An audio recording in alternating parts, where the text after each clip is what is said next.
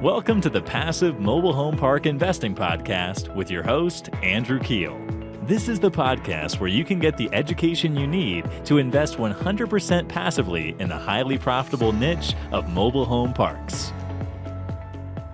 Welcome to the Passive Mobile Home Park Investing Podcast.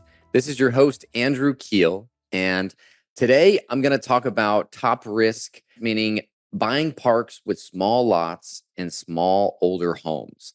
I'm going to go on a little rant here. I had a conversation with a broker earlier today, and he basically wasn't understanding why I was wanting a 100 basis point cap rate higher for a park with all older, flat and rounded roof homes. And, I was saying, hey, there's potentially going to be higher turnover here, more than likely because of these older homes. And, parks with more pitched roofs, have newer homes, right? Not always have they been maintained the same way, but you can kind of tell, right? When you have a older park kind of run down with a lot of older homes in it that are, 12 foot wide, those are going to have higher turnover. And it's hard to find the perfect tenant for one of those homes. So top risk today is buying mobile home parks with small lots and small older homes. I'm also going to touch on a little bit about zoning issues that I've come across through our acquisitions process and our due diligence, and our ability to not replace homes as they leave or burn down, et cetera, because of zoning issues. And that's why due diligence is so important. But first up, small homes are less desirable to live in. They're harder to reoccupy and sell. We brought in some park models, for example, which are, kind of like RVs. They're typically in RV parks. We brought in like 5 or 6 of those into one of our parks in Illinois, and they're one bedroom, small little houses, and they're so hard to sell because you need the perfect avatar, to live in there, right? You need the single older lady that has a fixed income, and it's just her and her, little cat, and that's it, right? Which is never the case. There's always it's typically a couple or, a couple with kids that want to live in one of these homes. And it's just so hard to sell those smaller homes, So I think there's something to be said about the whole tiny home movement and in bigger markets because of the younger generation, the millennials that want to live in these and they want to be close to the urban core. However, in Midwestern markets where we're looking, smaller homes definitely are harder to sell. I would say probably 3 times harder, not even 2 times harder. It's going to take you 3 times as long to sell a single, park model home than it would a 2 or 3 bedroom, 2 bath home. Also, it's harder to find used homes if you're and new homes that fit the size of those smaller lots, right? When you buy an older park that typically had those 12-foot wide, small homes from the 1960s that were on those lots, and then at some point they were brought out and removed, it's so much harder to fill those with new setback requirements and fire code and so forth. So you end up using like the park models or something similar. And again, it's just way harder to sell those.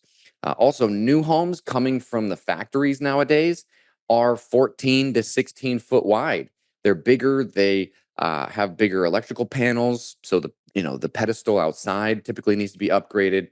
So it's just something you need to be aware of when you're buying these types of parks. And you should be able to demand, 100 basis points higher cap rate when you're, negotiating on parks like these than you would, a park that has a more diverse home age and size. But I think typically, the age of the homes matters a lot. A real quick way to kind of analyze that is, hey, a flat roof home is typically from the 1960s, the 12-foot wide flat roof homes. Round roof homes are typically, 1960s, 1970s. And then, 1980s are like the metal on metal, typically with a pitched roof.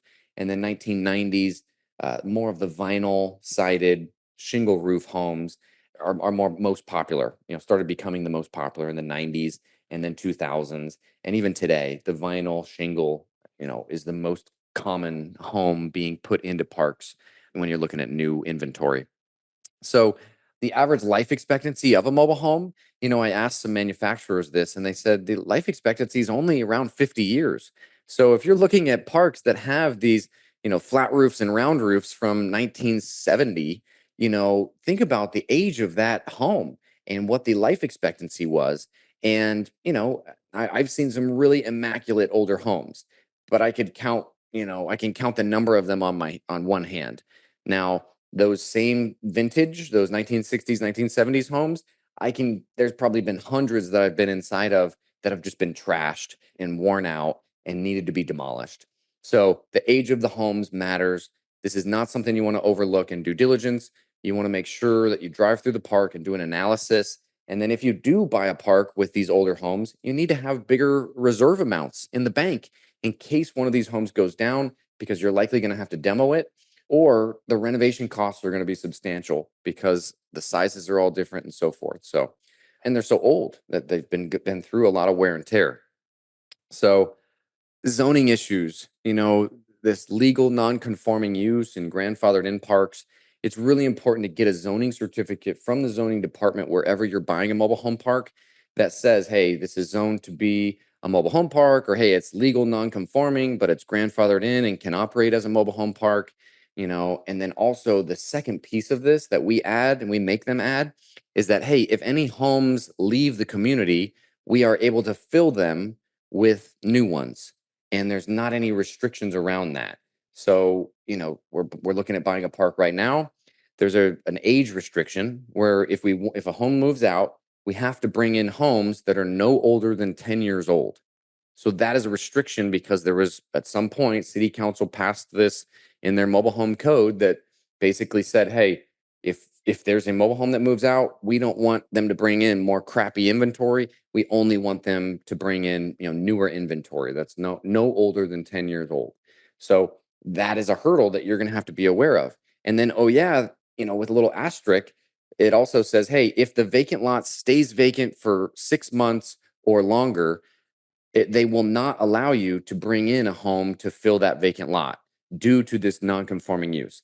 And you could fight this. You can hire an attorney. I'm sure some people are more litigious than I am, but whenever I've looked at a scenario like this, and talked to an attorney about it, they can't give me a deadline of when I'll be able to get over this hurdle.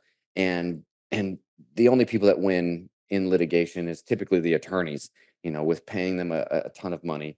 Not always, but I just know that, to fight something without an end in mind just doesn't make sense. And there's a lot of other lower hanging fruit out there, a lot of other mobile home parks that have been mismanaged and need, new capital. So, going after a park that's kind of a ticking time bomb where you would have to fight for your right to fill vacancy when it comes about, just doesn't seem like a good investment, a good use of time, from my opinion. So, in conclusion, quick episode today. There is risk in buying older parks that have small lots and smaller homes. They're all smushed together in a very dense capacity.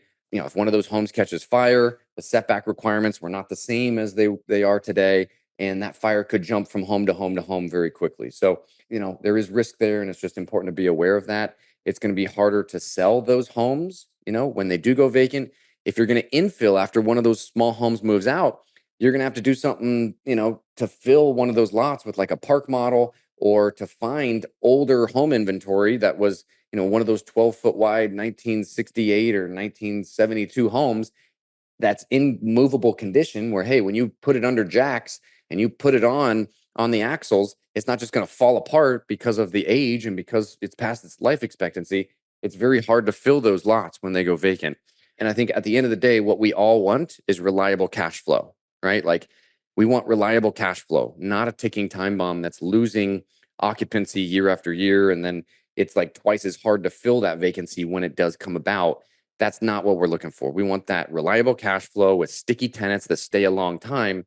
And in these small, park model or smaller 12-foot wide older homes, we're seeing higher turnover. So I think that is something just to be aware of, and brings additional risk to mobile home park investing when you're looking at this. So appreciate you all listening. Thank you so much. I hope you like this top risks series, and I hope you got value out of this episode. If you did get value, please leave this episode a 5-star review. Thanks so much. Have a good day. Would you like to see mobile home park value add projects in progress? If so, follow us on Instagram at Passive MHP Investing for photos and awesome videos from our recent mobile home park acquisitions. Once again, that's at Passive MHP Investing on Instagram. See you there.